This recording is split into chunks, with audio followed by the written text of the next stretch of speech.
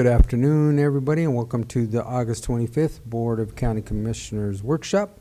Would you all please rise for the Pledge of Allegiance?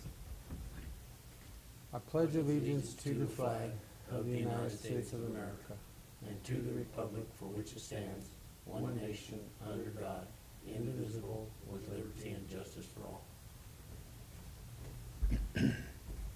All right, first up on our agenda, we have an update from Danny Margoles as it relates to the Mancos Conservation District. Come on down, Danny.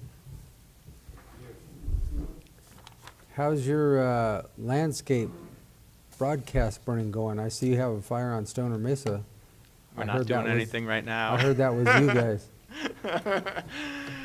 No, happy to chat about that. I mean, we're on that front. We are moving forward with planning for it. So we have an agreement. It's actually the slowest contract I've ever put together with the most lawyers looking at it that I've ever needed to encounter. But between the Nature Conservancy and us, they're going to be the ones taking on the liability. And they have a prescribed fire program. That said, it is a long way out from now. They haven't even come down here to look at the sites. They're probably going to come down here in October and just begin to look at some of the private lands.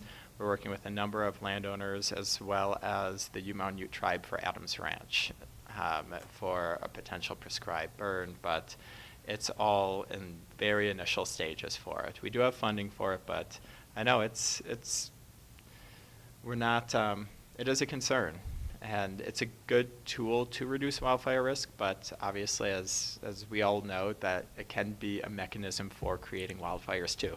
And so we need to go into it with open eyes and also just like an abundance of caution too. So, all right. Well, quick update on some of our program areas and projects happening on the ground. For our watershed program, we do have our Bureau of Reclamation Water Smart funding that is moving forward. We are working with contractors for a full environmental assessment. So this year it's really been NEPA. Next year we're planning to do on-ground work. What's associated with it are it's written in 3 diversion upgrades that maintains effective irrigation, access, and ability. The funding source through reclamation is also kind of emphasizing environmental benefits too, and these are diversion upgrades that also support fish passage. And 10 telemetry metering installation or measurement installations. So we've been working with a lot of small ditch companies right now, and so Division 7 rules are moving forward. I'm guessing you guys all know about those, but there are measurement requirements that DWR is requiring. We've been working with the water commissioner in Mancos to identify which ditches need measurement support, measurement upgrades. We were able to get some of the funding tweaked with reclamation to also be able to fund just partial flumes. Some people just need partial flumes. They don't all need telemetry installations right now. And what we want to do is just help effective compliance and effective measurement, and then be able to upgrade to telemetry for folks that are interested in it. And a lot of the diversions are pretty remote, and it'll be really helpful to have that type of real-time information. So hopefully, we have 10 of them identified in our grant. I'm hoping that we're able to help out with more than 10 through this funding too, and I think that we probably will be able to. So what? I guess I'm trying to understand that, Danny. Yeah. So you're going to put the partials in, which measures the water, right? Mm-hmm. So has there never been any measurement of the water previously? Some of them. How is the distribution ever taking place if we've never been able to measure the water? I don't think that there's any of the ones that we're working on that there isn't some sort of measurement. There are some areas that don't have measurement right now that would be helpful for being able to understand what the different contributions to water are, like for example, the West Mancos versus Chicken Creek, and where water gets pooled, and some measurement is eyeballed for how much contributions from natural sources there are. And so there is some element of that, but normally it's the flumes are old, they're rusted out, they're in places that are really far between the actual head gate and where the flume is, and so people can spend all day going, tweaking their head gate, going back down to check their flume, going back up to tweak their head gate again. And so some of it is just moving it all closer and making it more accessible. And so I would say it's not that it hasn't been measured. There are a lot that don't meet the requirements for Division of Water Resources because they're probably old, they might have sunk, and they're not just positioned appropriately. They're too close to head gates or too close to turns where the measurement isn't as accurate. And so these are, a lot of these upgrades are things that folks have been wanting to do for years, and just some of this funding can be that nudge over the finish line. So that's a good question. It's generally not that there hasn't been any measurement, but this will help with more accurate. Yeah, I mean, the more accurate you measure the water, the more shovels and guns that are going to come out, because somebody's probably used to getting way more than what they were getting, and now they're going to say, hey. We're not doing any down ditch measurement. We're only Okay. measuring at the diversion point from the river. We are not getting involved in any, down ditch questions. And so we're just working with the commissioner to make sure, like, this is, yeah. Okay. But that's All right. I totally get what you're saying. Just curiosity. A lot of men have been killed over water. I know. I don't wish that upon myself right now. I'm going to be doing a diversion upgrade through other funding source probably in the next month or two. We've done all the engineering. We're just waiting for really all the water to stop flowing for it. And then once that's done, that'll be on the Sheik diversion. We're just plugging forward with our water quality testing and monitoring, and we're hopeful that the Bucket 2 environmental funding, that's Bureau of Reclamation funding, that I don't know how in the weeds the commissioners are on this and the county is, but there are a number of different entities within Montezuma County that were awarded but not contracted funding. This is an application that went in bundled through Southwestern Water Conservation District that we were a part of, so was the Weber Ditch, so were a number of other entities, and it was never contracted. The full Colorado delegation did write a letter to Reclamation, Bureau of Reclamation, maybe a week before last week, I believe, to request opening of the funds. We'll see what materializes. That's really the only movement I've seen on that. And we are plugging forward with a Colorado Water Conservation Board, Wildfire Ready Watersheds process. I know I've talked to you all about it before. I'm happy to weigh in the details on it, but want to give appreciation to the county. So Doug Roth has been supporting some of the GIS data sharing for that. The goal of this analysis is to identify, before fires happen, risks to lives, property, other infrastructure that are associated with post-fire debris flows, water flow, hydrology, and to plan and fund projects before a fire occurs to address those most substantial risks. And so, yeah, again, appreciation to the county for that, and we'll be working with the emergency manager as well, moving forward with that for sure. That is, he's shown quite a bit of enthusiasm to have these more detailed analyses and understandings. For forestry work, plugging forward with a lot of work on the ground. We also have a lot of work funded through Bureau of Reclamation, Water Smart, and are really excited to get priority wildfire risk mitigation, forest restoration projects planned and completed. So we have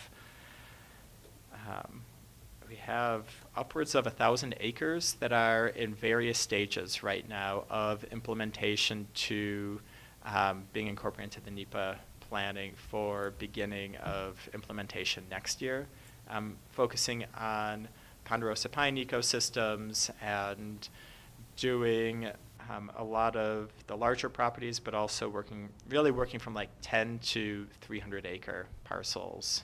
Really larger than 300 acre parcels, but like 300 acre projects right now. And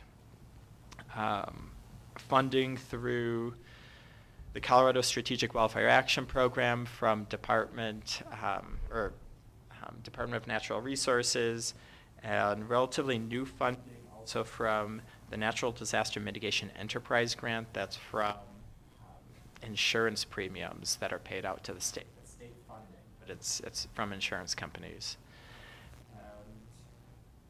And I don't know, just excited to be moving forward on all of those right now. Our soil health program, as I mentioned, I believe last time, has changed, where some of our funding was through the state. That was through the Climate Smart Commodities Grant that went away.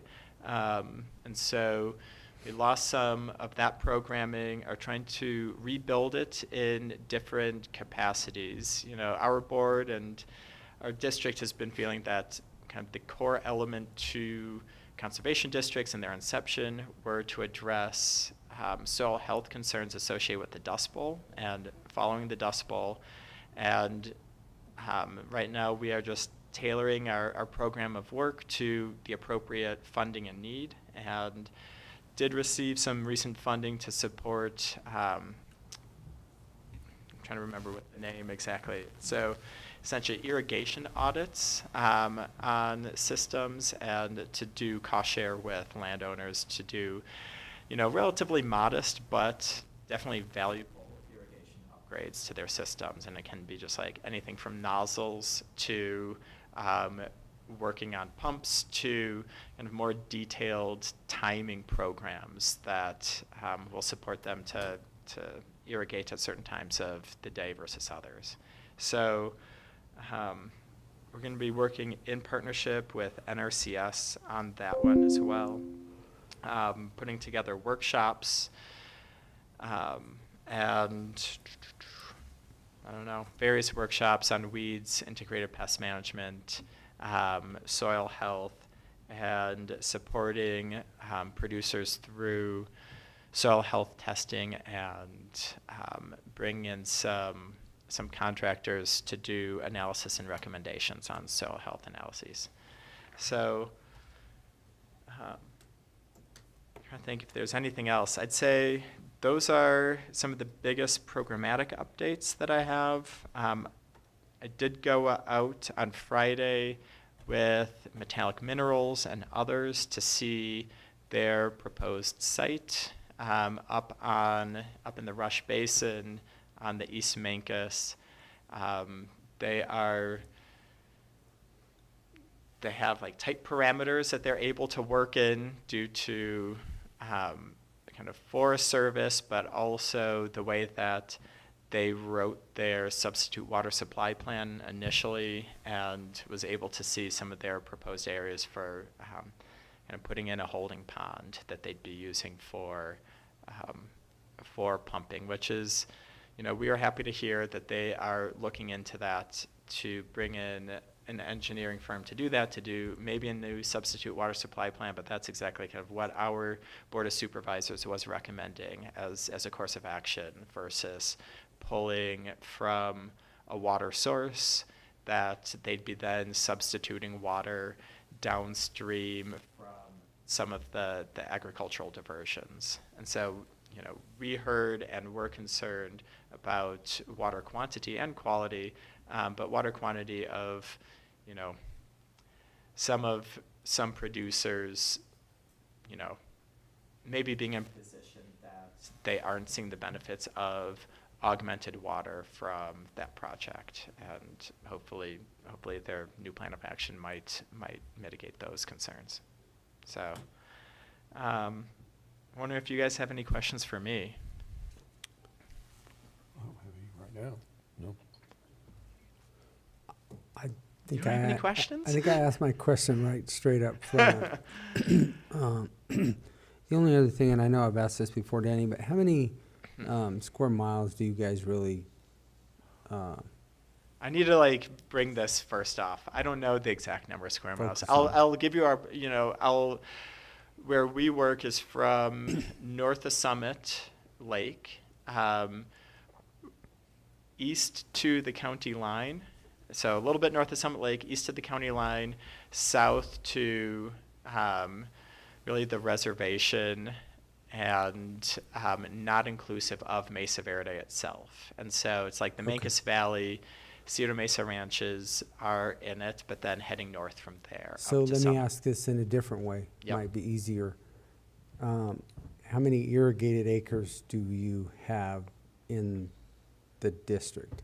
Because the square miles in the district and what you're really focusing on are two different questions. Yep. What is the focus really on? Is the conservation of the water to put to where it needs to be? Yep. And it's not the entire square miles of the district. I get that. So maybe that's a better way to So put it. it isn't, but I'd say, we're also focused on the watershed. So I'd say we're focused on maintaining healthy function to our water systems, which also means like the forests. We're not managing forest system Right. lands though, for sure. Right. But we're working in partnership with the Forest Service to some degree, but really focusing on forested acres, in particular upstream from the town of Mancos and upstream from the valley where there are the majority of forests, and then supporting diversion, access rights to producers. And so I don't know offhand the number of Okay. acres. Well, you can bring me that next I time. will bring you that next time. And then I have another question. Yes. So if you can give me a 2-year, 3-year, 5-year outlook with all of these plans, Yep. this planning that you have in place, what is the conservation of acre feet of water that you are targeting to hit? Because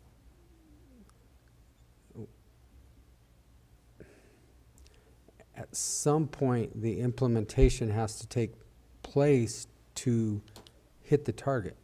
And if we just continue to plan without no implementation, with really knowing what we want in a 2, 3, 5-year Yep. period of time, is all we do is sit around and we plan and we plan and we plan. And gosh, it sure would be nice to see really what is the goal? What is the ultimate goal? Give me an acre feet of water that we are trying to conserve so that we are actually doing some good out there instead of planning. Yep. You know what I'm saying? I know. And I I'm know not- exactly. I'm not trying to be. No. I just give me the goal. So when people ask, well, we're doing all this stuff so that we can hit a goal of 500 acre feet for Mancos, the Mancos Valley, because the Mancos Valley of resource of water Mm-hmm. is not what it used to be. Finite. Yeah. So it is finite. So Mhm. what is that number? Give me the number. Okay. I will get you That's- that number. I don't have that number. And The I acre. I get that. But give me an acre feet of targeted, what the plan is, what we're trying to achieve, which is the conservation of everything, but Yep. give me the acre feet of water that we're trying to put back into the Okay, no, that's a landscape good to grow an pointed question. agricultural product. No, I appreciate that, and I think, there are many different projects to get us there. But Yeah. I'm hearing that, what's the goal? Great. Yeah. Well, if you went to a bank and asked for a loan to create this business, they would ask you for a business plan. Well, you got lots of plans, but the bank's going to want to know how you intend to do this plan Totally. Nope, I hear ya. and I when think, you're going to do it. And I do think, we do have a lot of on-the-ground projects Yeah. in the works. And so, I wouldn't say that they're all this project will save X number exactly of acre feet of water. But I think that, what I'm also hearing from you guys is what's the deficit to some degree that we're working with, or what are we trying to maintain as a baseline? Mhm. Yep. So, no, those are great questions. That's all I have. Yeah. I'll stop there. You can ask if you have more big questions. Feel free. No, I mean, those are enough. Those are enough to get some answers to now, because really, I want to know what we're doing, because Yep. the guy that's coming up behind you next is going to get even worse than that. Because it's not worse. I shouldn't say it in that regards, but it's like, Yep. we all work so hard on this planning and this Yep. trying to get things put together and finding resources for funding, and then it's Yep. like, Yep. gosh, when are we going to actually get something done? Yep. And what are we, what's the goal? Yep. Yep. So if you want to stick around, Great. yeah. Anyway, that's all I have. Thank you. Okay. Thank you. Yep.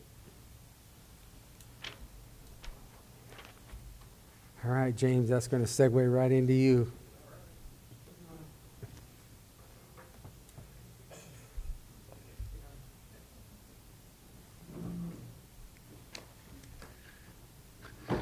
Well, afternoon, gentlemen. Good afternoon. So we're here to try to get something done. So what we have before us today is an application to Colorado Parks and Wildlife, their non-motorized grant. This grant is for $250,000. It requires a $25,000 cash match. I've talked to the town of Mancos, because they're a partner in this, a 30% partner. And they've agreed to ask the town board if they would contribute 30% of that $25,000.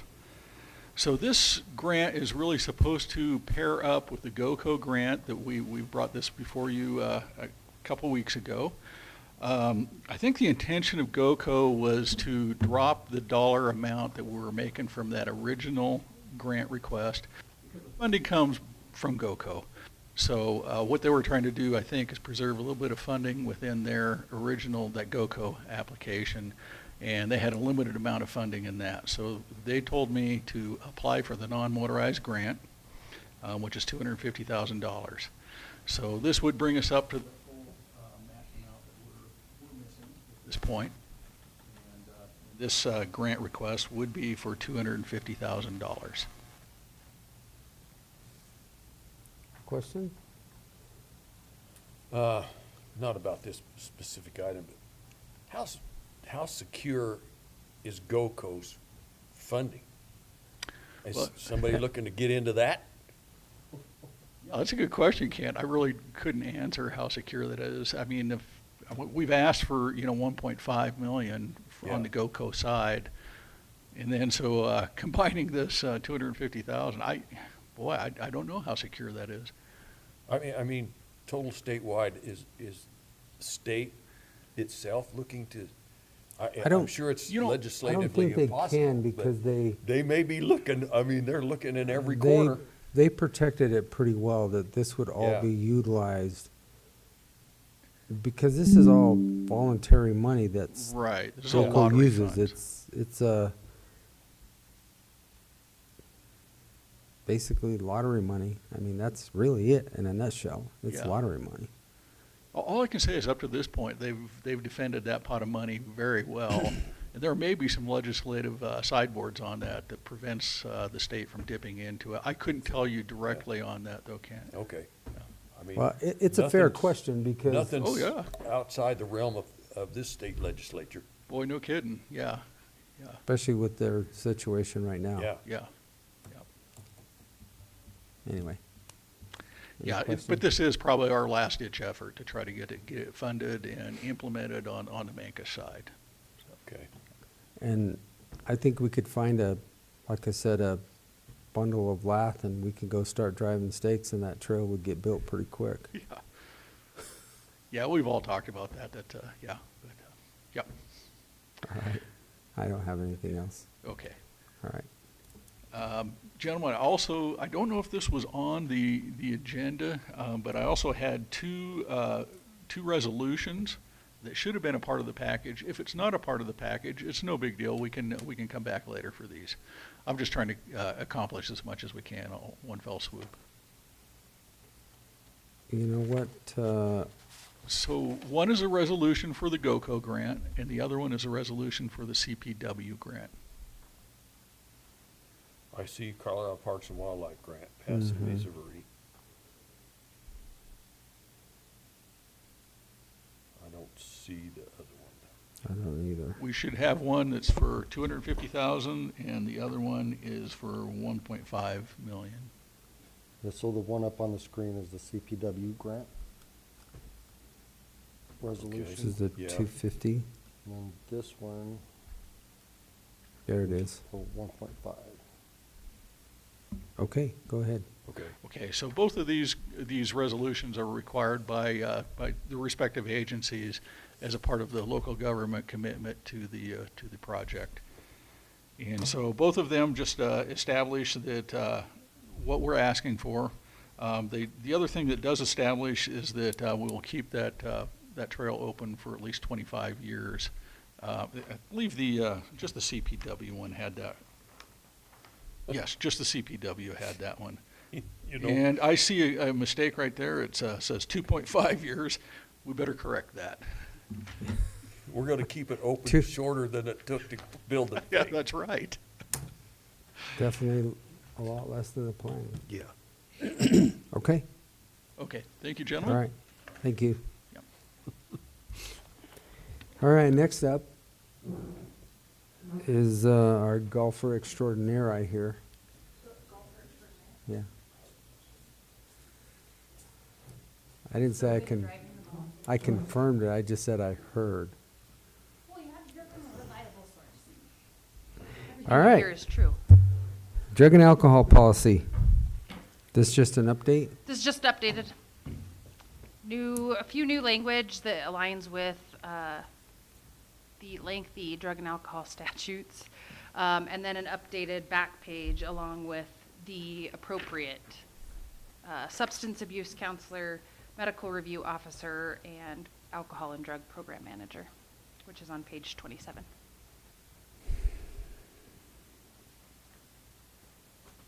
And then this keeps us compliant with everything that we're supposed to be compliant with? Yes. Is that kind of what we're? Yes, we had the drug and alcohol program evaluation through the third party that CDOT hired. I had it, I don't know, a couple months ago, and this was one that was outdated. So I updated it as requested, and now I'm bringing to you for approval. Okay, question? No. Okay. Next. And then the second is about MoCo as well. This is a request to engage in a contract with TripMaster, which is CTS software. And this has been something that has needed to be done for a long time. Jennifer Morris, prior to the department having MoCo, wrote a grant for technology. I wasn't up to speed. I did get that grant extended this December. You all signed it, so we got it for this fiscal year. But that was to find some technology that would make our dispatch and programs more efficient and effective. We purchased some iPads for each of the vehicles, and we've done a lot of dating with different softwares. This is the one that Alex and I really liked the best. This will allow us to do same-day scheduling. It will allow us to see our vehicles in real time, to know exactly where they're at and when we expect them to be at their next pickup drop-off. This will allow us to send out jobs onto those pads and show up as a job to pick up someone. This will allow for mobile text messages for riders to remind them the day before that they have a scheduled ride, and then to provide them real-time information on when our staff are expected to be there to pick them up. This will provide us optimization reports, so it'll tell me how we're running. Are we running on time? It'll give me tons of additional information. It will also eliminate the need for me to hand count constantly the trips that we're taking, the miles that we're driving, and the hours that we're in operation for revenue. And the greatest, it allows us to do billing straight through, so we can print invoices straight out to go to organizations who are paying for transportations. We would code that ride and it would get put in that log monthly, which will really make efficient and effective use of staff time. I think the biggest piece is the AI technology will automate the systems for the next day in 30 seconds. So right now we do all of that manually throughout the day. We stop taking phone calls at 3:30 so that we can create the schedules for the next day. This will automate it. We can take phone calls until 4:55 and then boom, automate all of the schedules for the next day and be done. My hope is that this will increase ridership and that by January we can really look at doing on-demand same-day transportation. A third benefit that I'm not sure how that would look because I don't know what it looks like to have third-party Medicaid.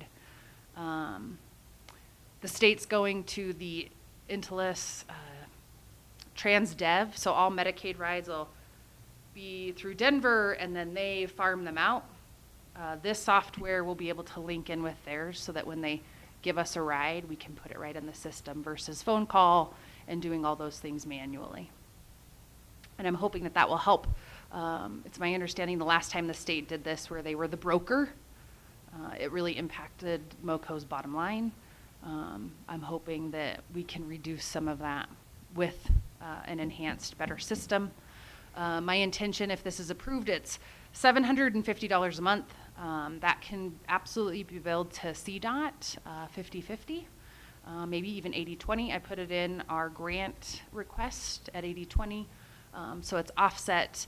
But we also have $10,000 left in that technology grant, and I plan to pay subscription in advance and close out that grant this year. I did talk to CDOT, and they said that that would be allowable. And then we'll see how this works and hopefully increase ridership over the long haul. They had an option to put in a ton of money on the front side. So you could, much like Cassell, right? You put all of this on the front side, they'll build this program to reduce your monthly payment, and it cut our monthly payment by $50, and we had to pay like $17,000 up front. Without that, we're paying $750, $790. $750 a month. So it didn't seem worth the expense. And when I addressed it with them, the owners really said that that's designed for transportation places that have many, many vehicles. That would reduce costs, but because ours is small. Other programs in the state of Colorado use this. I have gotten some good reviews, specifically out of La Plata County, that this is a good system. So we've done a ton of research, a ton of demos.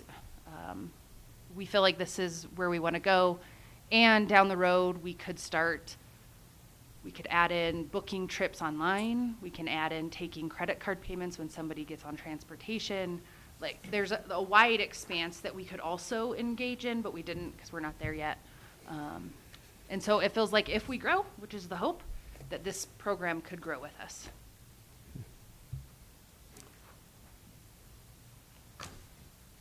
Question? No. So 10,000 of it's going to be used out of the grant that was already set. Yes. And the rest of it is a 50/50? It's 80/20. I will count this as an admin expense because it's dispatcher software and dispatcher will count as admin. Okay. So I'm going to put it in our CDOT 80/20. Okay. All right. Very good then. Okay. All right. Thank you, Kelly. Thank you. All right. Curtis, you will be up next. Give us an update of what's going on.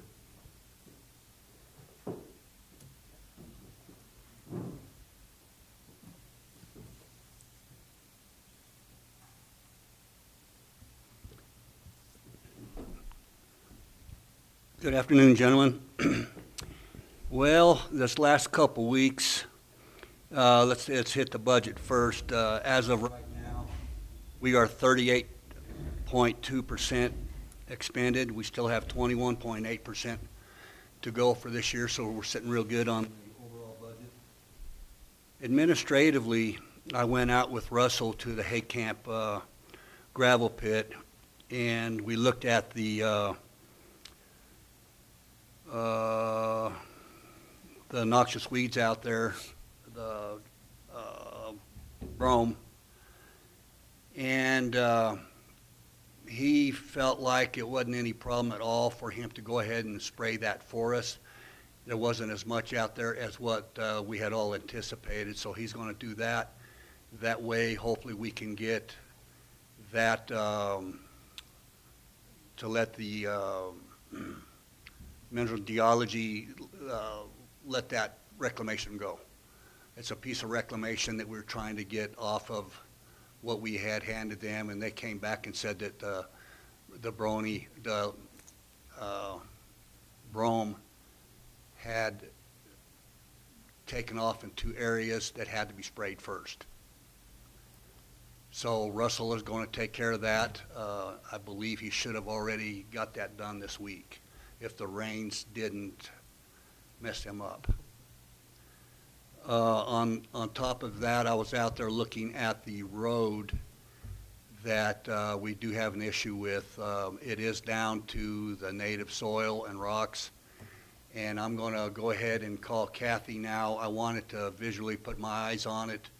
It is going to need quite a bit of work. However, it seems like the most amount of work is where it winds off between what goes to Montezuma County and then what goes off to Stones. Each individual portion doesn't get as bad, so it'll be a discussion with Stones on that as far as how much we want to do. But I think that there's a good chance that we can work something out together and have a written agreement with what the county can provide and what the Stones could provide that is beneficial for both of us, knowing that the Stones use it far more than we do. But I do believe that we ought to be able to work something out with them on that. We did have 3 interviews for equipment operators the other day, and we really got very lucky and found 3 great equipment operators. Typically, that doesn't seem to happen, where we interviewed 3 of them, and all 3 of them were real good interviews. So they accepted positions with us. We should have 1 lady starting in about a week, and the 2 guys will be starting in about 2 weeks on that. On the road maintenance district, the biggest thing that I would say is in Mancos and Dolores, we did get all of the Forest Service roads all graded, except for a couple of them that got shut off due to the fire out there, where they wouldn't let us go up those.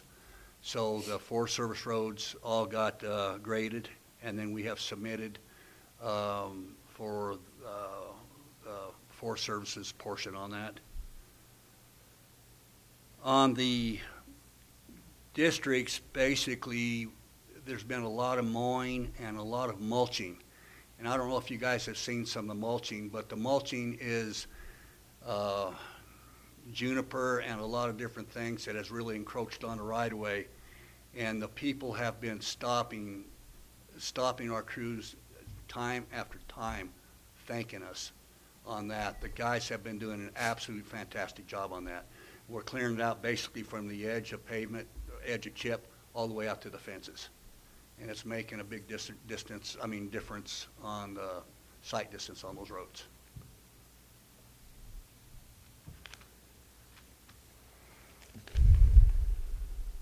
On the crushing,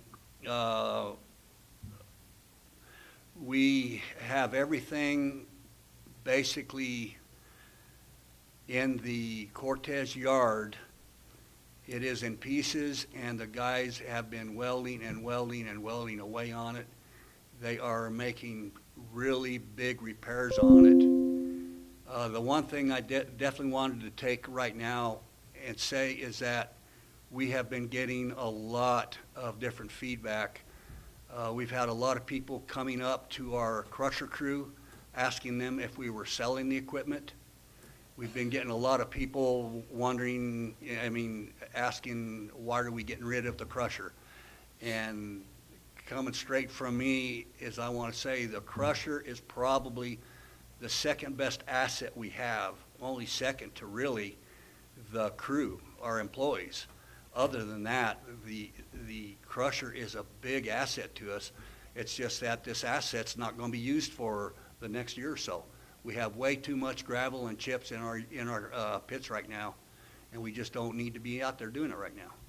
But in the future, we will be back crushing full storm.